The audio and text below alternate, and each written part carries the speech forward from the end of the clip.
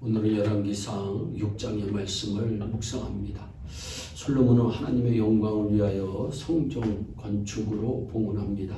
솔로몬은 성전을 건축하면서도 하나님의 거룩하심을 손상시키지 않기 위해 최선을 다했는데 건축을 위한 돌은 채석장에서 채석하고 다듬어 가져왔기에 건축 현장에는 철 연장 소리가 들리지 않고 침묵 가운데 모든 건축이 진행되었음을 7절에서 말씀합니다. 이는 하나님의 전을 건축하는데 온 마음을 하나님께 집중하고 인간의 소음이 나지 않게 하기 위함이었습니다. 소리 하나까지도 신경 쓸 정도로 솔로몬은 성전 건축에 정성을 다하였습니다. 그렇다면 소리 나지 않는 봉사란 무엇일까요?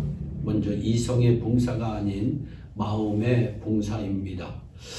마음의 봉사는 히브리적 사고, 즉 신앙적인 사고에 기초한 봉사이며 주님의 은혜에 말할 수 없는 감격함을 가지고 하는 봉사입니다. 약삭빠른 계산이 깔리지 않는 희생적인 봉사입니다. 1967년 6월 중동에서 6.1 전쟁이 발발했을 때 미국에 유학 중인 이집트 학생들은 평소처럼 도서관으로 향했습니다. 그러나 이스라엘 학생들은 조국을 지키기 위해 공항으로 달려갔던 예화는 대단히 중요합니다. 그 모습을 지켜보던 주위 사람들은 전쟁의 승패는 이미 결정났음을 알았다고 말합니다. 이스라엘의 젊은이들은 이성적인 판단이 아닌 조국을 향한 뜨거운 가슴을 가지고 달려갔던 것입니다. 결국 중동 전쟁은 6일 만에 이스라엘의 승리로 끝이 납니다. 솔로몬은 마음의 봉사를 통해 하나님의 맡기신 위대한 성전 건축의 사명을 감당하고자 최선을 다합니다. 이처럼 마음의 봉사가 바로 소리 없는 봉사입니다. 또한 하나님을 높이는 일에 쓰임받는 봉사입니다. 솔로몬은 여호와를 위하여 성전을 건축합니다.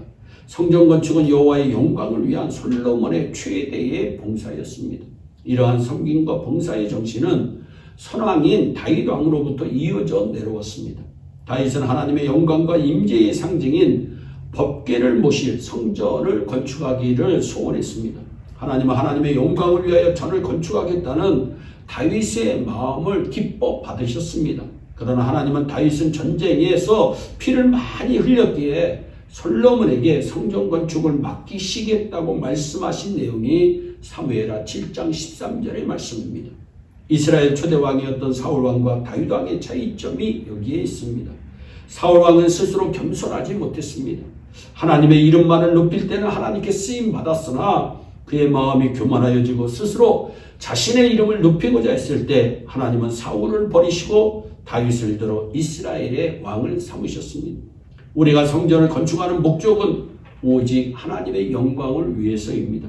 하나님의 거룩한 이름을 높이기 위함인 줄 믿으시기를 바랍니다.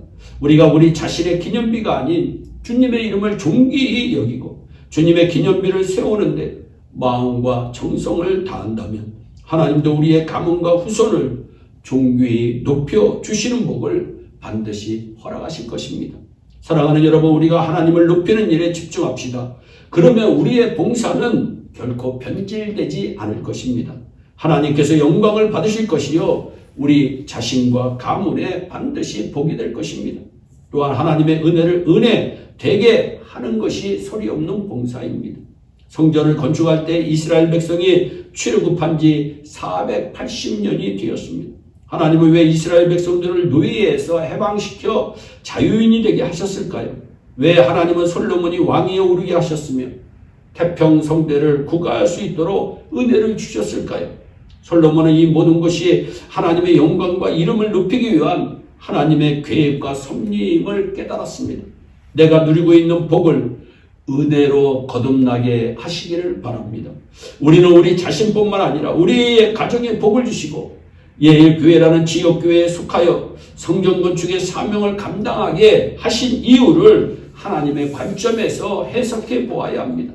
바로 이것이 소리 없는 봉사를 가능케 하는 출발점이 될 것입니다. 포로된 가문에서 태어난 소녀가 있었습니다. 당시 최강국의 국가 페르시아 임금의 왕비가 되었습니다. 그러나 그 소녀는 왕비의 자리가 목적이 아님을 알았습니다. 소녀는 왕비의 자리를 하나님을 위한 자리, 민족을 위한 자리로 탈바꿈시켰습니다. 그 소녀의 이름이 에스더였습니다.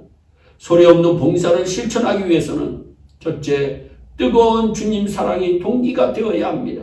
그리스도의 사랑이 강건하기에 기쁘게 감당하는 봉사가 소리 없는 봉사를 가능케 합니다. 또한 타인의 봉사와 비교하지 말아야 합니다.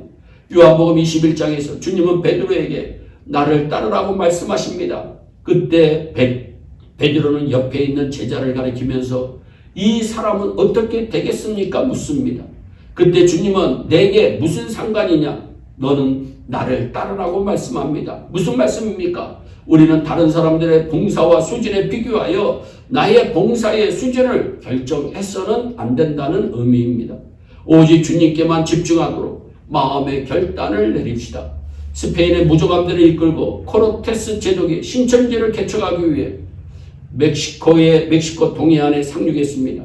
그런데 시간이 흐를수록 병사들은 향수병에 걸리기 시작했고 신천지 개척이라고 하는 목적의식도 점점 흐려져 갔습니다. 이를 본 코르테스 제독은 결단을 내립니다. 그들이 타고 왔던 배를 모두 불태워버리는 것이었습니다. 병사들의 마음을 개척자의 정신으로 돌이키도록 배수의 진을 친 것이었습니다. 신앙은 결단입니다. 세상의 물질과 유혹을 제거하기 위해서는 하나님의 은혜에 집중해야 합니다. 초지일관 소리나지 않는 봉사로 매진하여 하나님의 뜻을 이루어 복된 성도가 되기를 주 예수 그리스도의 이름으로 축원합니다. 기도하겠습니다. 사랑의 하나님 감사합니다. 하나님 믿음의 사람들은 소리 없는 봉사로 하나님께 영광을 올려드렸습니다. 하나님 우리 예일의 온 성도들이 소리 없는 봉사로 하나님 앞에 영광 올려드리는 축복의 귀한 주인공들이 다 되게 하여 주시옵소서.